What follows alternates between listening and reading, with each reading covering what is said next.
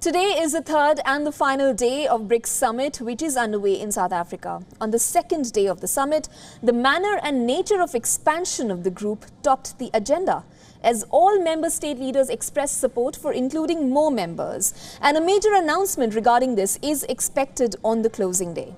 Beyond expansion, Indian Prime Minister Narendra Modi called for the BRICS group to establish a space exploration consortium. PM Modi shared India's experience with digital delivery of public goods and offered to share the learnings with the BRICS nations. The Indian Prime Minister also recommended joint efforts in education, technology and skill assessment.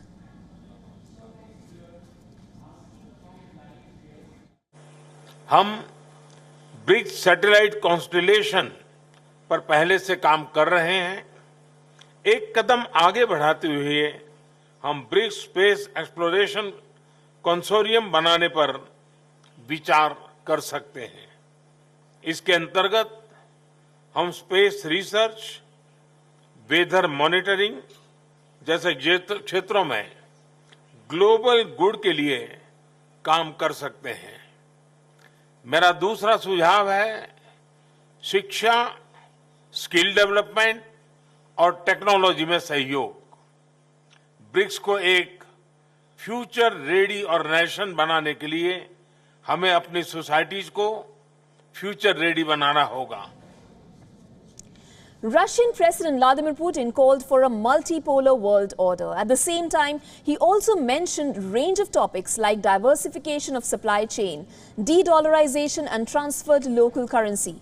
Putin also shared few details about next year's BRICS Summit, as Russia will host the next summit in October of 2024 in the city of Kazan. Brazilian President Lula da Silva stressed on the need of a common currency used by BRICS countries in commercial transactions. Chinese President Xi Jinping discussed about the expansion of BRICS. She said the group should expand political and security cooperation to uphold peace and tranquility, while adding that the members should support each other on core interests and enhance coordination on major international and regional issues.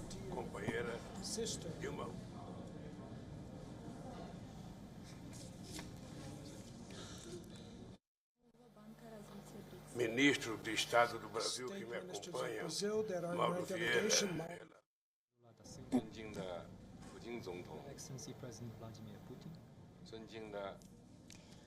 Well, for more on this, we are now joined by Mr. Stephen Grootz, who is the head of African Governance and Diplomacy Program and the Russia-Africa project at the South African Institute of International Affairs. Sir, thank you so much for joining us on the show.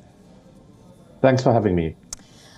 Sir, if I could ask you, tell me, what are you hearing about the bilateral talks which are supposed to happen, or which were in fact supposed to happen, between Chinese President Xi Jinping and Indian Prime Minister Narendra Modi? Have we already closed up on that window, or is there still a possibility of that?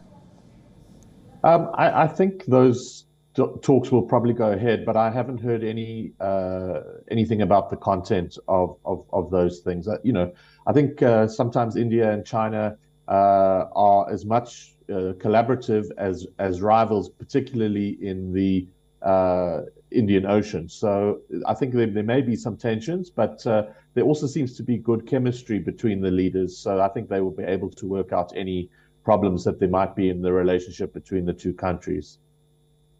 You do mention a very interesting point there. While they have been rivals, there have also been a certain amount of friendship and relationship between the two leaders. Drawing from that, we did hear about the expansion of the BRICS grouping, and as was announced by the South African Sherpa to the Russian state media, that the grouping will be announced today. Who do you think will be the possible members who will be included in the group now? So the names that have been doing the rounds in the rumor mill have been Argentina, Egypt, Saudi Arabia, and the United Arab Emirates. There is some that are also saying that Iran might be a possible member.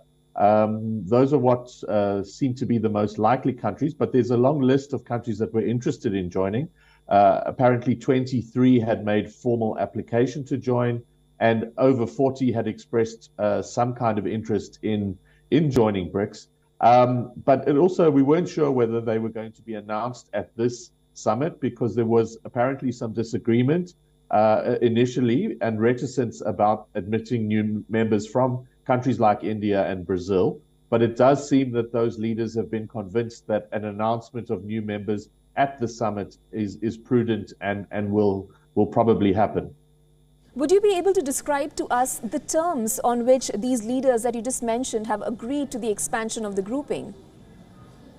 That hasn't been made public, and there's been very little talk about that. I mean, I think it would be that these countries have something to contribute to the membership of BRICS, that they would aspire to the same sort of ideals and principles that BRICS has, of a multipolar world, of a reformed UN Security Council, of a growing place and voice for the developing world in international forums, a desire to harmonize and bring together policy initiatives. So I think those are the sorts of things that would be the criteria for membership.